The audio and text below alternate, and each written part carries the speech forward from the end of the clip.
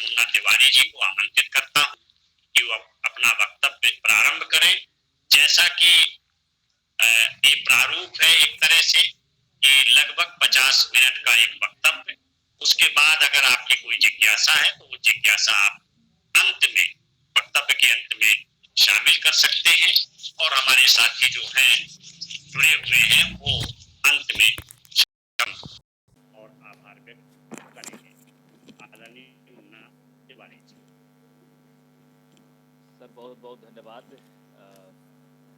आदरणीय भदौरिया जी, आप बड़े भाई हैं और आप निश्चित रूप से आपने जितना कुछ बढ़ा चढ़ा के हमारे बारे में कहा है इन विद्यार्थियों से, तो मैं सबसे पहले तो क्षमा मांगता हूं कि मैं इतनी ज़्यादा न मुझे ज्ञान है न इतना कार्य मैं करता हूं। फिर भी चूँकि आपने ये दायित्व दिया है तो बड़ा भाई और बड़े लोग जब जो कुछ भी कहते हैं उसको सुनना चाहिए और बड़े मनोयोग के साथ उस पर अपनी बात रखनी चाहिए। तो मैं केवल आपकी बात को रखने के लिए मैं आपके बीच में जुड़ा हुआ हूँ और आपके साथ हूँ। मैं सबसे पहले तो इलाहाबाद विश्वविद्यालय का आभारी हूँ कि उन्होंने मुझे अपने इस बड़े मंच पर और अपने शोधार्थियों के बीच अपनी बात रखने का अवसर दिया। पहली बात, मैं अपनी बात शुरू करूँ उसके पहले कि कोई भी जब प्रश्न होता है या कोई भी रिसर्च के लिए जब हम जाते हैं कहीं, तो हम सबसे पहले एक पॉइंट से होकर के जूझते हैं, वो ये कि हमारा जो प्रश्न है वो प्रश्न कितने तरह का हो सकता है, क्योंकि उसको बिना उसके कॉन्सेप्ट को समझे अगर हम किसी दिशा में जाएंगे, जैसे शोध के लिए ही अगर हम तैयार कर रहे हैं कि हम क्या करने के लिए जाएं, किस विषय पर जाएं, तो हर विषय को लेकर के उससे प्रश्न पैदा करने के लिए, उसके प्रश्नों के भीतर जाने के लिए एक ब्लूम्स था पश्चिम का विद्वान, उसने एक टैक्सोनॉमी दी थी और उसने जो टैक्सोनॉमी दी थी उस टैक्सोनॉमी में उसने कहा था कि कुल, जैसे अगर आपको मुझसे सवाल पूछना हो तो केवल 6 सवाल ही आप हमसे पूछ सकते हैं, 7वां सवाल आपके पास नहीं होगा। लोगों को बड़ा आश्चर्य हुआ कि क्यों हम 6 ही सवाल पूछ सकते हैं, हम 7वां सवाल हमारे पास क्यों नहीं होगा। तो उसने कहा कि नहीं नहीं, आप अगर हमसे सवाल पूछना हो तो 6 के बाद 7वें प्रश्न के लिए आपको कोई नया खोज करना पड़ेगा, तब आप हमसे 7वां सवाल पूछ सकते हैं। और उसी के बाद वो जो 6 पॉइंट उसने जो बताया था, आज हम लोग जब कोई भी पेपर बनाता है, चाहे वो हाई स्कूल इंटर का पेपर हो या चाहे वो IAS का पेपर हो, तो उन पेपरों में हम 6 तरह के प्रश्नों के तरह का, कि ये 6 प्रश्न हैं, इनके मॉडल हैं, इनके बीच में ही उन्हें रखना चाहिए।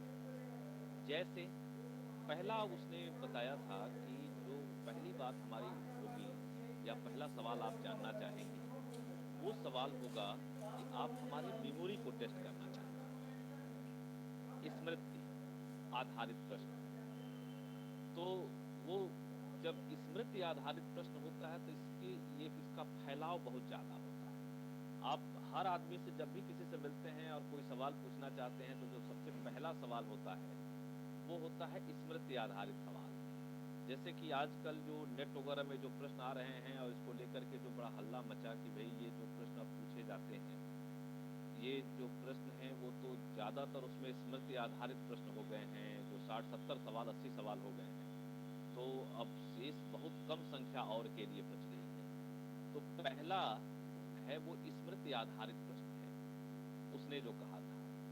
फिर उसने कहा कि जो दूसरा प्रश्न अगर हम आपसे जानना चाहेंगे, आप पूछ सकते हैं, तो वो जो दूसरा सवाल होगा वह होगा अवबोध, समझ, कॉम्प्रिहेंसिव टाइप आइटम। कि जो पहला नॉलेज बेस्ड है तो दूसरा है कॉम्प्रिहेंसिव बेस्ड। मेरी आवाज आप तक जा रही है कि ना? जी सर, आ रही है, आवाज स्पष्ट है। अच्छा, ठीक ठीक ठीक ठीक, धन्यवाद। तो जो दूसरा है वो है कॉम्प्रिहेंसिव टाइप आइटम। तो समझ, जैसे कि आप प्रश्न को, एक आपके पास ज्ञान हो गया, स्मृति से आपने सब कुछ याद कर लिया, तो केवल याद किए हैं या उसे समझते भी हैं, ये भी एक चीज़ ध्यान रखा जाता है। और क्योंकि ये उसने बताया था तो उस समय ये बहुत बड़ी बात रही होगी कि उसने कहा कि इसको बाँटा था। कहा कि ठीक है, दूसरा तो आपके पास एक समझ की बात आ गई। समझ के बाद उसने कहा कि एक तीसरी बात भी आपके साथ जोड़ी है।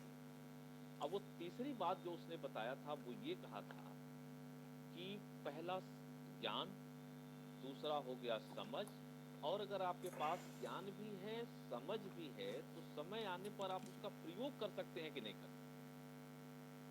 यानी कि एप्लीकेबल टाइप आइटम, माने आप उसका प्रयोग आपको करने आता है कि नहीं आता है। जैसे आपके पास हिंदी का ज्ञान है और दर्शन का ज्ञान है, तो दर्शन का भी ज्ञान आपके पास है और हिंदी साहित्य का भी ज्ञान है, तो इन दोनों को आपस में कैसे प्रयोग करेंगे, कैसे हम उस दर्शन को का प्रयोग करके अपने साहित्य में उस दर्शन को खोजेंगे, ये जरूरी बात आती है। इसलिए ये बेस हमारा बनता है कि हम अप्लीकेबल को भी समझें कि हमारा जो ज्ञान है उसका वो कितना अप्लीकेबल है। और फिर उसने कहा था कि दो चीजें और होती हैं, एक होता है कि एनालिसिस और दूसरा होता है सिंथेसिस। माने अगर आवश्यकता पड़े तो उस ज्ञान को आप टुकड़ों में तोड़ सकते हैं कि नहीं तोड़ सकते, और आवश्यकता पड़े तो छोटे छोटे टुकड़ों को आप आपस में जोड़ सकते हैं कि नहीं जोड़ सकते। जैसे मान लीजिए कि अभी आपको हम जब पढ़ाएंगे, बताएंगे, थोड़ी सी बातचीत आपसे जब हम करेंगे और ये कहेंगे कि हम दर्शन में आपको सांख्य बता रहे हैं या आपको योग बता रहे हैं, तो योग और योग के जो कई छोटे छोटे पार्ट हैं, हठ योग है क्या क्या, वो कई जो पार्ट हैं, उन पार्टों को जोड़ करके एक समवेत योग की जो अवस्था अगर आपको बनानी हो तो क्या ये आएगा कि नहीं, आपको ये आपको जानना चाहिए कि नहीं जानना चाहिए। तो ये 5 हो गए। और तब कहा कि ज्यादा जो लोग प्रयोग करते हैं वो है इवेल्युएट टाइप आइटम, इन सब के बाद मूल्यांकन होना चाहिए। तो 6 स्टेज उसने बनाए थे और वो 6 स्टेज के आधार पर ही हमारे सारे पेपर निर्मित होते हैं, हमारे सारे प्रश्न निर्मित होते हैं। अब जब वो सारे प्रश्न और पेपर उसके आधार पर निर्मित होते हैं, तो अब आप आइए कि जो विषय हम लोगों ने लिया है वो विषय क्या केवल ज्ञानात्मक है, क्या केवल समझ पैदा करने के लिए है, कि समय आने पर उसका उपयोग भी हो सकता है, उसमें टुकड़े को जोड़ने और तोड़ने की शक्ति पैदा करने के लिए भी हमें क्या क्या चीजें रखनी चाहिए, और कैसे हम उसका मूल्यांकन करें। रिसर्च की मेथोलॉजी में भी, जब रिसर्च की मेथोलॉजी में आप जाते हैं तो आपके अध्याय के जो विभाजन हैं, वो विभाजन में अगर इस टूल्स का प्रयोग आप करें, जैसे ये टूल्स है और इस टूल्स का जब प्रयोग आप करते हैं कि हम पहले शुरू के जो पहला और दूसरा चैप्टर रखते हैं उसमें हम उस विषय को का एक स्मृति पर आधारित कि आपका क्या क्या विषय होगा, उसका ज्ञान से संबंधित क्या क्या होगा, उसमें क्या क्या उसकी परिभाषाएं होंगी, उसकी चीजें होंगी, उसकी कौन कौन सी समझ होगी, इसका एक कर लेते हैं। दूसरे पर हम जब जाते हैं तब हम आपके उसके भीतर प्रवेश करते हैं तो उसकी कितनी समझ आप डेवलप करते हैं। और फिर समाज पर जो जो विषय आप लिए होते हैं, तो उसमें एक किसी बिंदु को खोज करके दूसरे पर अप्लाई करना होता है, तो हम अप्लाई करते हैं। और उस अप्लाई करने में, एप्लीकेबल में अप्लाई करने में जो कभी कभी छोटे छोटे टुकड़ों को जोड़ना पड़ता है, कभी कभी किसी बड़ी रचना में से तोड़ करके उस पार्ट को निकालते हैं। हम पढ़ रहे हैं गोदान, तो गोदान में हम कृषि जीवन को भी खोज के निकालते हैं, पार्ट को अलग करते हैं। कभी हम उसमें से स्त्री जीवन को भी अलग करते हैं, कभी उसमें शहरी जीवन को अलग करते हैं, कभी उसमें गांव के यथार्थ को अलग करते हैं। तो ये कई पार्ट उसमें से हम खोज करके निकालते हैं। एक बहुत, मैं बिल्कुल जरी शुरू से इसको कहते हैं ना, एकदम स्टार्ट से आपको अपनी बात में रखा, तो ये इस तरह से करते हैं। ऐसे ही दर्शन का क्षेत्र जो कि बहुत बड़ा है, छोटा क्षेत्र नहीं है, बहुत बड़ा क्षेत्र है। और इतने बड़े क्षेत्र में जब हमको प्रवेश करना होगा, इतने बड़े क्षेत्र में जब हमको जाना होगा, तो आप सोच लीजिए कि दर्शन का अगर हम सामान्य अर्थ भी दर्शन का लें तो दृश्यते अनेक दर्शना, जैसे आप बहुत सारे लोग ऐसे होंगे जो दर्शन पढ़ करके विषय के रूप में भी ये ना होंगे, तो उनके लिए तो ये बहुत सामान्य सी बात होगी, लेकिन जो हिंदी प्योर पढ़ करके आए हैं और उन्हें दर्शन के विषय में जब जाना होगा तो दृश्यते अनेनित दर्शनः, माने किसी चीज को अनेक तरह से देखने का जो जरिया है वो दर्शन है।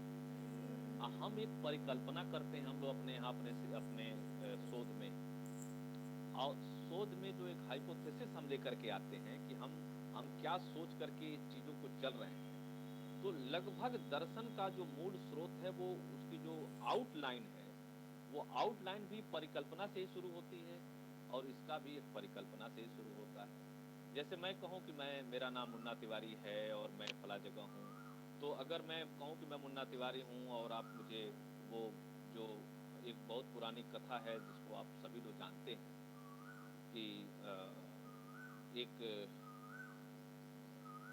में ही आता है जो उनके शिष्य थे, तो वो उन शिष्यों ने एक बार जब बताया था तो ये कहा था कि एक बार एक राजा थे जिनको लेकर के मैं जाऊंगा तो बहुत ज्यादा लंबा समय लग जाएगा, तो अभी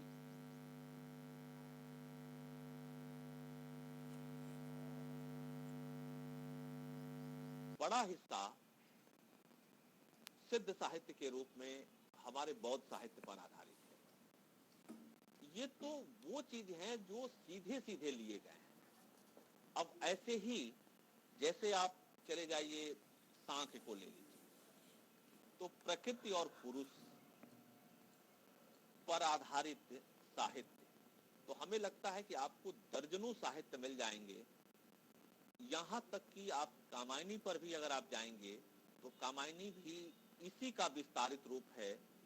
जो शैव दर्शन है वो शैव दर्शन पर, जिस पर मैं बाद में आपसे बातचीत करूंगा अभी, वो लगभग सांख्य का ही थोड़ा विस्तारित रूप है। ऐसे ही जब हम अब योग पर जाएंगे तो पूरा कबीर या कि पूरा नाथ, जिसको हम कह सकते हैं संत साहित्य, तो संत साहित्य का एक बड़ा हिस्सा हमारे यहाँ उस पर है। तो संत साहित्य का एक बड़ा हिस्सा आपको मैं बता दूं कि वो बड़ा हिस्सा हमारा है वो योग पर सबसे जुड़ा हुआ है, योग से संबंधित है। ऐसे ही जैसे ये जो पतंजलि का योग है वो केवल पतंजलि का ही योग नहीं है, ये एक तरह से जो हमारा नाथ साहित्य है, और नाथ साहित्य से लेकर के आप हजारीलाल द्विवेदी की वो लाइन पढ़िएगा कि कबीर की बाणी वह लता है जो योग के क्षेत्र में भक्ति के बीज पड़ने से अंकुरित हुई। तो जो क्षेत्र है वो योग का है। तो योग का क्षेत्र कौन है? तो पूरा नाथ संप्रदाय योग का क्षेत्र।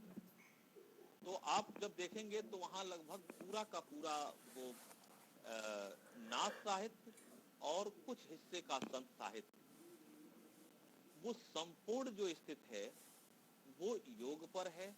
और भक्ति का जो बीज है वो वही ज्ञान का बीज है, जिसको आप लास्ट में देखेंगे तो वेदांत, जिसको मैंने कहा है उत्तर मीमांसा, जैसे पूर्व मीमांसा है वो कर्मकांड है और उत्तर मीमांसा है वो ज्ञान कांड है। तो जो ज्ञान है उस ज्ञान से संबंधित जो बातें हैं वो वही बताने के लिए दक्षिण से लेकर के चले थे। भक्ति द्राविड़ी उपजी लाए रामानंद, तो रामानंद जो लेकर के आते हैं, और जो इसको हजारीलाल द्विवेदी कहते हैं कि जो कबीर की बाणी व लता है जो योग के क्षेत्र में भक्ति का बीज, जो भक्ति का बीज है वो वेदांत का बीज है, और उसमें तमाम चीजें आप खोज सकते हैं उसको लेकर। इतना ही नहीं, आप जिस गौतम के न्याय की बात की जाती है, जैसे मान लीजिए कि सांख्य कपिल का हो गया, योग पतंजलि का हो गया, न्याय गौतम का हो गया, और वैशेषिक कणाद जी का हो गया। तो वैशेषिक से संबंधित तो मुझे लगता है कि पूरा जो साइंस मेथोडोलॉजी पर जितना भी हमारा समकालीन साहित्य है, पदार्थ बेस पर आधारित, वो संपूर्ण पूरे प्रकृति और पदार्थ पर आधारित हमारा संपूर्ण साहित्य वो संपूर्ण वैशेषिक साहित्य पर आधारित है या वैशेषिक दर्शन पर आधारित है। ये चीजें अगर हम जब खोजेंगे तो आपको मिलेगा। विशेष रूप से सगुण काव्य से लेकर के और कुछ रीति काल का हिस्सा भी इसमें शामिल होगा। तो वो भी उसमें दर्शन में अगर हम तलाशेंगे तो वो पूरा का पूरा हिस्सा हमारा हिंदी साहित्य का एक बड़ा भाग वो वैशेषिक पर जाएगा। और कर्मकांड तो आप जिस किसी में खोज लीजिए उस सब में कर्मकांड भरा पड़ा है। वो आदिकाल में भी है, भक्ति काल में भी है, रीति में भी है और आधुनिक काल के भी तमाम चरणों में। अवशिष्ट अन्न कहीं दूर कहीं रखे आते थे, होगा उससे तृप्त परिचित समझ सहज सुख पाते थे। ऐसे तमाम चीजें आपको दिखाई देंगी। वो संपूर्ण कर्मकांड पर है। तो वो कर्मवादी पूरा एक दर्शन है, वो सारी चीजें उसमें चलती है। अब जब इतना सारा साहित्य हमारा दर्शन पर आधारित है, हमारा जो दर्शन है वो बहुत बड़ा है और उसमें न केवल आस्तिक दर्शन बल्कि नास्तिक दर्शन पर आधारित भी हमारा ढेर सारा साहित्य है। तो आस्तिक और नास्तिक दोनों दर्शनों पर आधारित जो हमारा साहित्य है उसमें से हम कैसे तय करें कि हमें कौन सा विषय लेना है। इसके लिए हमें एक बार दर्शन को सिलसिलेवार ढंग से जाना होगा उसके भीतर, अगर आपको दर्शन से संबंधित कुछ नया खोज करके देना है। जैसे मैं आपको उदाहरण के लिए मैं बताऊं कि आप लोग कामायनी पढ़ते होंगे। कामायनी पर या जयशंकर प्रसाद पर जितना बढ़िया ढंग से द्वारका प्रसाद सक्सेना ने लिखा है, चाहे उस पर अन्य लोगों ने लिखा है, बाद के भी तमाम ऐसे लोगों की बात अगर आप करें तो उन लोगों ने भी लिखा है, तो वो सब का सब ये सारी चीजें आपको उस दर्शन पर आधारित किसी कविता का कैसे मूल्यांकन हो सकता है। इतना ही नहीं, पश्चिम के भी बहुत सारे दर्शन हैं। अस्तित्ववादी दर्शन है, मार्क्सवादी दर्शन है, उधर के भी सारे दर्शन हैं, जो पश्चिम के भी बहुत सारे दर्शन हैं, जिन दर्शनों को हम खोजने के लिए चले आते हैं। और हमने अभी तक जो अस्तित्ववाद से लेकर के और वैश्वीकरण तक के तमाम दर्शनों की खोज को लेकर के हम इसी पॉइंट के भीतर विमर्शों की एक दुनिया खोजते हैं, जो एक तरह से अस्तित्ववादी दर्शन की ही तलाश है। तो उसे हम पश्चिम पर आधारित दर्शनों को खोजते हुए अपना शोध करने को हम समझते हैं कि हमने बहुत बड़ा काम कर लिया, बड़ा तीर मार लिया। लेकिन अब आपका समय है कि अब आप केवल उसके आधार पर चीजों को न खोजें। अब आपकी जो प्रतिष्ठा बनेगी और आने वाले समय में साहित्य में वो चीजें आएंगी, वो तब आएंगी जब आप भारतीय दर्शन पर आधारित चीजों पर लिखे गए साहित्य की खोज करें। आप आइए इधर देखिए, इधर की जो किताबें लिखी जा रही हैं उन सभी पुस्तकों में जो इस समय के उपन्यास हैं, मैं उपन्यासों की तरफ आपका ध्यान ले चलता हूँ, जिसको हम सभी लोग पुराख्यानिक कथा साहित्य का एक नाम देते हैं। और जो पुराख्यानिक कथा साहित्य है उसमें वयम रक्षामा से ले लीजिए, और वयह रक्षामा से लेकर के अगर आप उसे बांट दीजिए तो राम आधारित कथा साहित्य, कृष्ण आधारित कथा साहित्य, शिव आधारित कथा साहित्य, या इस तरह के जितने भी हमारे आदि शक्ति के स्रोत हैं, उन सबको आधारित जो कथा साहित्य लिखा गया है, चाहे उसमें कितनी ही वैज्ञानिकता लेकर के आए हों, उन सारी वैज्ञानिकता के बीच चाहे वो हिंदी में लिखा जा रहा हो चाहे अंग्रेजी में लिखा जा रहा हो।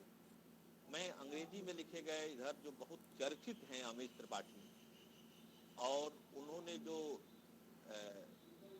शिव त्रय पर जो लिखा है, उनकी जो 3 पुस्तकें हमारे बीच में शिव की रचना त्रय को लेकर के आई हैं, और वो रचना त्रय जो जो शब्द प्रयोग करते हैं कि मैंने उपन्यास में ही वो भगवान नहीं थे, वो अपने कर्मों के बल पर भगवान का वो प्राप्त करते हैं, जनता उन्हें भगवान मानने के लिए बाध्य हो जाती है। ये जो दिखाने का एक बोध है, उसमें उन्होंने एक नया दर्शन आपके बीच लिया है और वो उसकी पॉपुलैरिटी का एक बड़ा स्रोत है। कभी आप उस पर विचार करिए। और जो पॉपुलैरिटी का जो स्रोत है, वो स्रोत ये है कि जिसको कह सकते हैं कि जिसको उन्होंने कई बार परिभाषित भी किया है उसमें, मेलुहा के मृत्युंजय, नागाओं का रहस्य और वायुपुत्रों के शपथ में वो ये बताने का प्रयास करते हैं कि अच्छाई, अगर जिसे आज आप अच्छाई मानते हैं, वो बहुत दिन तक अच्छाई नहीं रहती। एक समय ऐसा आता है कि अच्छाई भी बुराई हो जाती है। जैसे विज्ञान आज के समय की अच्छाई है। आप सभी मानते हैं कि विज्ञान अपने समय की सबसे बड़ी अच्छाई है कि आप लोग वहाँ बैठे हुए हैं इलाहाबाद में, कहाँ हैं, और हम यहाँ बुंदेलखंड झांसी में बैठ करके और आपकी कितनी बढ़िया तरह से बातचीत कर रहे हैं। तो आप कहेंगे कि विज्ञान तो इतनी बढ़िया अच्छाई, आप इसमें क्या बुराई हो जाएगी। लेकिन इसी विज्ञान ने हमें न्यूट्रॉन बम, प्रोटॉन बम, पता नहीं कितने सारे बमों का इजाद किया है।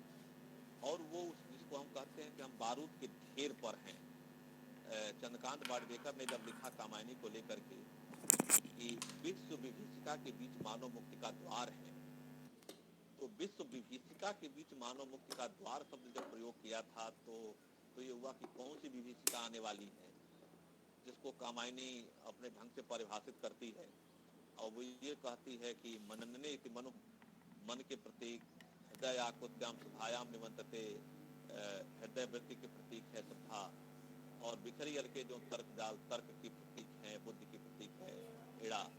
तो फाइनली वो प्रसाद अपने हृदय वृत्ति के पास जाते हैं और हृदय वृत्ति से ही उन्हें सुकून मिलता है।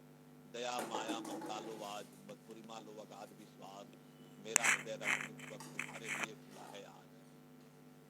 तो ये सब चीजें तो कहती हैं, लेकिन वो यही कहते कहते वो भूल जाते हैं कि हमें कहाँ रहना है। और वो ये कह बैठते हैं कि शक्ति के विद्युत कण जो व्यस्त विकल बिखरे हैं हो निरुपाय, समन्वय उनका करे समर्थ विजयनी मानवता। तो मानवता के विजयनी होने का उद्घोष भी कर देते हैं और उसके लिए शक्ति के संग्रहण की बात भी करने लगे। तो ये मैं कह रहा था आपसे कि ये सारी चीजें जो आपके बीच, हमारे बीच जो चल रही हैं, वो ये चल रही हैं कि हम सभी लोग मिल करके जब साहित्य में हम दर्शन को तलाशने जब चलेंगे तो उसमें कई ऐसी चीजें हमें प्राप्त होंगी जो भारतीय चेतना के मूल स्रोत हैं। उसी में अमीश की वो चीज आती है हमारे बीच कि आज अगर जो चीज हमारे लिए विज्ञान अगर आज हमारे लिए बहुत महत्वपूर्ण है, तो कल भी महत्वपूर्ण रहेगा कि नहीं रहेगा, ये तय तो करना पड़ेगा। किसी न किसी को तो होना चाहिए जो तय करे या इसकी जांच करे। वैज्ञानिकता तो यही है ना कि हम चीजों की जांच भी करते रहें। जैसे उत्तर आधुनिक बोध क्या है कि अगर हम यहाँ से चले कि हम यहाँ से इलाहाबाद आ रहे हैं आपके पास, आपसे मिलने के लिए, और हम 10 दिन तक चलते रह गए, तो किसी न किसी दिन तो रुक करके कहीं न कहीं हम सोचेंगे ना कि हम चले थे झांसी से इलाहाबाद जाने के लिए, और झांसी से इलाहाबाद एक रात्रि की दूरी है। अगर हम किसी सवारी से जा रहे हैं तो, पैदल आ रहे हैं तो 20 दिन की दूरी है या 10 दिन की दूरी है। हम 100 दिन चल रहे हैं तो हम पहुंचे कहाँ? कहीं न कहीं तो हमको जाना चाहिए ना। हम वहां तो नहीं पहुंच पाए, तो हम आत्म मूल्यांकन तो करेंगे कि नहीं करेंगे? यह जो आत्म मूल्यांकन है, यह आत्म मूल्यांकन ही वो स्रोत है, वो बिंदु है जिसको लेकर के कहते हैं। उन्होंने एक उदाहरण के तौर पर रखा है कि ठीक है कि उस समय के लिए जो एक पेय था, जिस पेय की बहुत आवश्यकता थी, जो जीवन को, जिसे अमृत हम कह सकते हैं, वह हमारी उम्र को बेतहाशा बढ़ा रहा था। लेकिन अगर कोई चीज हमारी उम्र को बेतहाशा बढ़ा रहा है और हम लंबी आयु जी रहे हैं, उस समय के लिए बहुत सुकून के पल थे ये, कि कोई व्यक्ति बूढ़ा नहीं होता था, मरता नहीं था। लेकिन उससे निकले हुए जो उसको बनाने के लिए जो निकले हुए वर्ज्य पदार्थ थे, उससे ब्रंगा में और नागा पैदा हो रहे थे। ब्रंगा में जो पूरा का पूरा नदी प्रदूषित हो रही थी, जिससे वहाँ के लोगों को एक बहुत तकलीफ हो रही थी, बीमारी हो रही थी। तो विकलांगता और बीमारी मोल लेकर के अगर कोई चीज हमें बहुत दिनों तक जीवित रख रही है, तो किसके बेस पर क्या, ये तो किसी न किसी को तय करना होगा। और शिव ने वही किया। सब घूमने के बाद ये तय कर लिया कि हमें क्या करना है। अब आवश्यकता नहीं है कि यह जीवित रहे, यह प्रथा जीवित रहे कि कुछ लोग, मुट्ठी भर लोग अपने जीवन को सुंदर लंबा बनाने के लिए बड़ी संख्या को भार झोंक दें, भारी संख्या को नुकसान पहुंचाएं, ये उचित नहीं। पूरे वैश्विक परिदृश्य में हमें भी ये सोचना होगा कि कुछ मुट्ठी भर लोग अगर किसी व्यवस्था को लेकर के अगर ये चीज कर रहे हैं, तो उसके भीतर का जो दर्शन है उसकी तलाश हमें करनी है। तो इस तरह से ये तमाम जो हमारे बड़े बड़े दर्शन हैं, इन दर्शनों की तलाश, इन दर्शनों की खोज, मैं बहुत पर आपका ध्यान नहीं रखूंगा, क्योंकि ये लंबा विषय है, एक दिन में ये चलने वाला नहीं है। मैं केवल एक ही उठाऊं तो हमें लगता है कि वो कई दिन लग जाएंगे उसको बताने में, कि दर्शन का जो मूल है उसको ही समझाने में कई दिन लग जाएंगे। लेकिन मैं एक चीज इसी के साथ आपको जोड़ के बताना चाहता हूं। अब वो ये बताना मैं चाह रहा हूं कि मैं कामायनी को आधार बनाता हूं, और कामायनी पर बहुत काम हुआ है, लेकिन कामायनी पर और भी काम हो सकता है। उसके लिए हमें जो दर्शन है, उस दर्शन के दो तत्वों को थोड़ा हमें अध्ययन करना होगा। जैसे सांख्य के आधार पर उसकी गणना हुई है, शैव के आधार पर भी उसका मूल्यांकन हुआ है कि उसमें शैव है, प्रतिविज्ञा है। अब प्रतिविज्ञा क्या होती है? प्रतिविज्ञा यही है ना कि अपने को जाने, आत्मज्ञान ही तो प्रतिविज्ञा है। जब तक आप अपने को नहीं जानेंगे कि पूरे संसार में जैसे शिव है, और शिव तत्व से ही वो चीजें होकर के आई हैं, लेकिन यहाँ आते आते जैसे शंकु आकार से चली और यहाँ आते आते फैल गई पूरा। वो आप सिद्धांत आप सुने होंगे ना कि मैकाले ने दिया था, डाउनवर्ड फिल्टरेशन थियरी, शिक्षा छनाई का सिद्धांत। तो उसने कहा कि शिक्षा जो है शंकु आकार की होनी चाहिए, जो कुछ लोगों को दी जानी चाहिए वो छन छन करके नीचे जन सामान्य तक पहुंचे, सबको पढ़ाने की जरूरत नहीं। ऐसे ही उन्होंने ये जो हमारे यहाँ का पूरा दर्शन है वो ये है कि मूल दर्शन तो एक बिंदु पर टिका होता है। वो धीरे धीरे, जैसे हम सभी किसी के अंश हैं ये हम जानते हैं, लेकिन वो अंश हमारे किस भाग में है? हमारी आत्मा में रुका हुआ है। जैसे शरीर जो हमारी है वो प्रकृति का हिस्सा है, और आत्मा, मन, बुद्धि ये हमारा जो है पुरुष तत्व का हिस्सा है।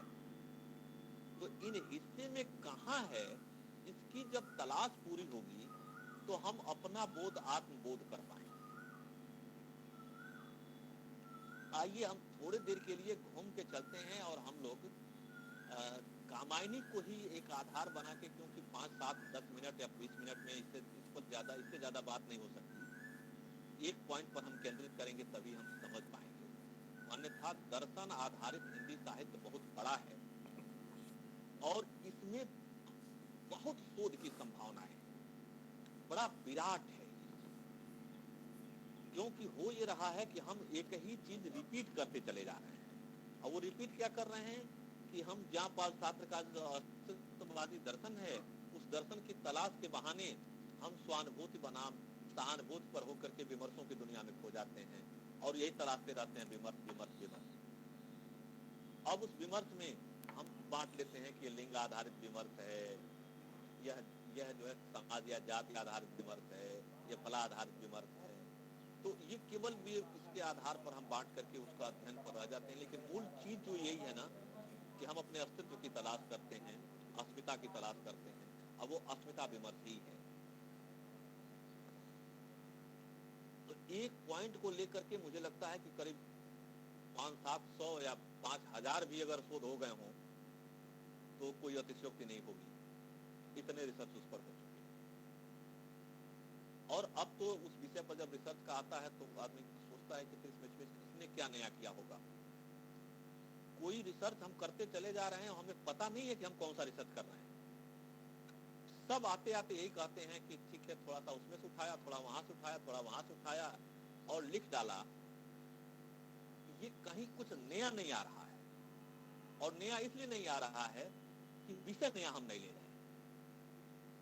और मैं जिस दर्शन पर आधारित शोध की बात कर रहा हूँ वो कोई ऐसा नया विषय नहीं है। मैं जिस कामायनी पर बात करने आपसे जा रहा हूँ उस पर, चाहे रमेश कुंतल मेघ की कामायनी पर नई किताब हो, या कामायनी आधुनिक वातायन से हो, या कुछ भी आप उठा के देख लीजिए, कामायनी का दर्शन हो, इस पर तो बहुत सारी किताबें लिखी जा चुकी। फिर भी मोटी किताबें लिखे जाने के बाद दर्शन कैसे मोड़ लेगा।